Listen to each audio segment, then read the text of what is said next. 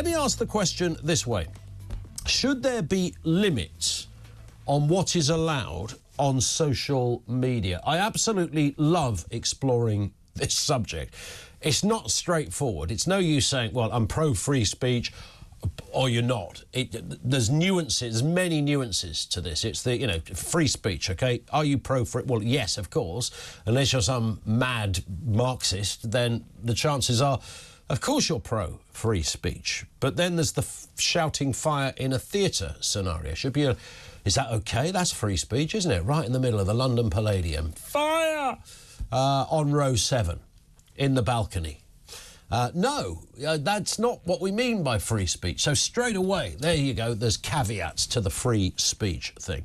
But I don't think anybody really anticipated that we would have this thing called non-crime hate incidents. By definition, it's not a crime. So nobody should have any business looking at a hate incident. What defines a hate incident? We know now that there are kids who are swept up in the hate incident capture net. Thousands of them as well for these alleged non-crime hate incidents. Police forces record these of course, when somebody has made a comment that might upset somebody. There was a 9-year-old who called a primary school classmate, for the purpose of this, a retard, and against 2 secondary school girls who said another pupil smelt like a fish. Wow. The old bill showed up because someone said another kid at school smelt like a fish. Man alive, if they'd been to my school, the old bill would be around everyone's house on a daily basis. Keir Starmer was told last night, police the streets, not the tweets. Well, we kind of know that. Where is the line? That, I suppose, is what I want to get to. Where is the line of what you can and can't say? I could tell you legally where the line is if you say something that is incendiary in some way, if you are inciting something in some way, essentially posting an ad to commit a terrible act of violence, beat someone up,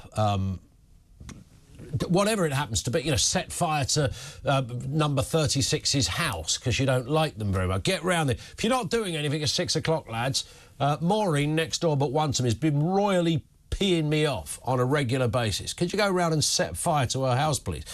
If you were to write that, I don't think it's unusual that somebody might go, that's a bit iffy. I think we might have to sort of do something about this because we can't get it removed. The kids and the examples I gave there were among several cases of children being logged as having committed non-crime hate incidents, according to a Freedom of Information request to police forces. Government guidance says they are supposed to be recorded for incidents that are clearly motivated by intentional hostility. Now, that's a pretty subjective brief right there, isn't it? Where there's a real risk of escalation causing significant harm or a criminal offence. Well, a criminal offence is different. If you are advocating that somebody is murdered, if you are libel, there's another classic one. I mean, how many acts of libel take place on a daily basis on social media? Sometimes it does get checked these days, but often it doesn't. Somebody will just write, I see it all the time. I don't know, famous person, yeah, I reckon he's a paedophile. Somebody will write that. And even put the caveat in, yeah, if you don't like it, sue me. I don't know why somebody would do that. It's not a nice thing to say about somebody, and it's libelous, of course. If you are advocating criminality, racism, that kind of stuff, but then you get into sort of freedom of speech and what some people perceive as hatred. I mean, if you are calling somebody and using that term retard or somebody who smells like a fish, I mean, these are not pleasant things to say about somebody, but does anybody really care? Seriously?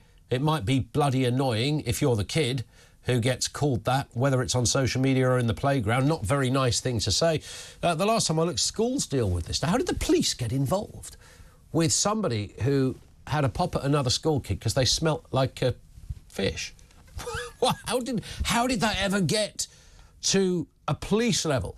And if you rang the police, what the police should say is, every year they record those, they often release them once in a while, people who've used the 999 service for stuff that really is not a 999 call.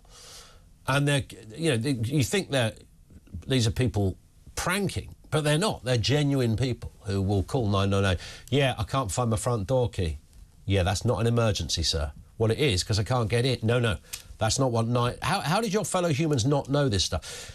So they're quite stern with those people. They go, this is a waste of time. Please do not call 999 for something that is not an emergency.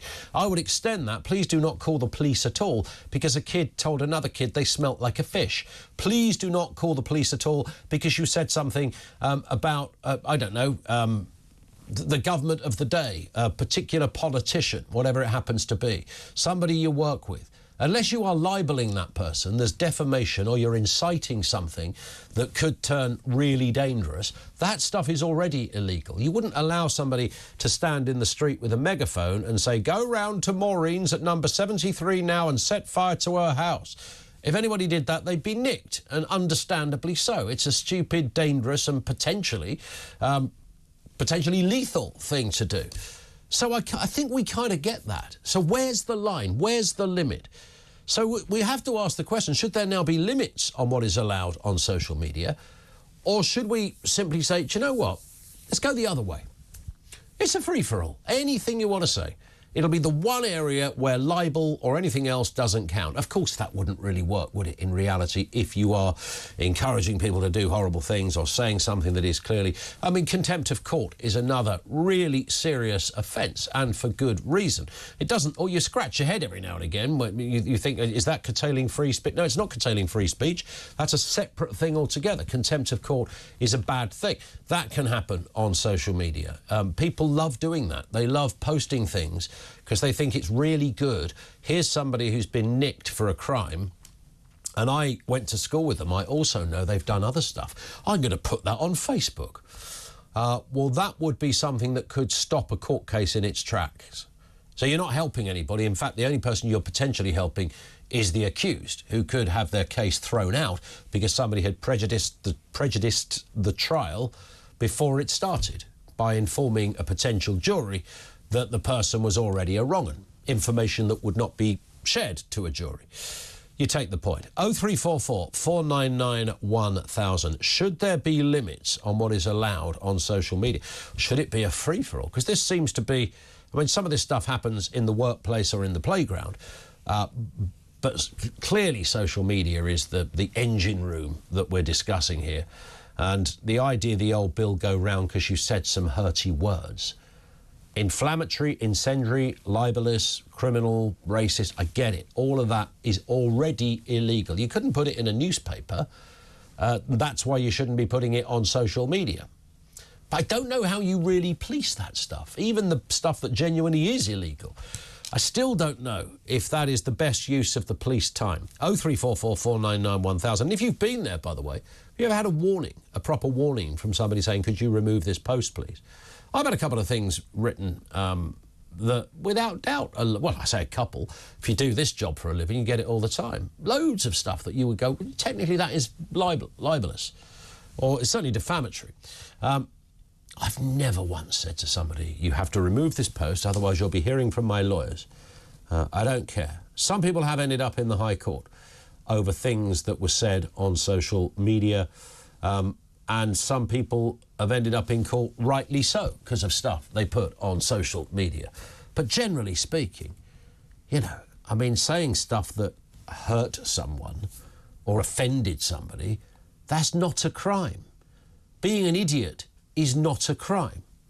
People have put a lot of mad stuff up there of late. I mean, the woman that posted the thing about the, well, I think retweeted and shared with a comment about Southport and, you know, who was behind it, etc. I mean, that was a really silly thing to do. It was, you know, I think a 10-year-old could have worked out, I really probably shouldn't be posting this because not only have I no idea whether it's true, I don't think you need to be a journalist or a lawyer to make that conclusion. So I shouldn't be posting it. And just by writing, if this is true, that doesn't cover you in any way. That just makes you sound more stupid than you originally did by simply tweeting it. But being stupid is not a criminal offence. Now, that was a bit kind of, well, it could be seen as incendiary, and some of those tweets were, but you take my point. So there's fine lines. Being a moron is not a crime. Offending somebody is not a crime. So why do we have non-crime hate incidents in their thousands?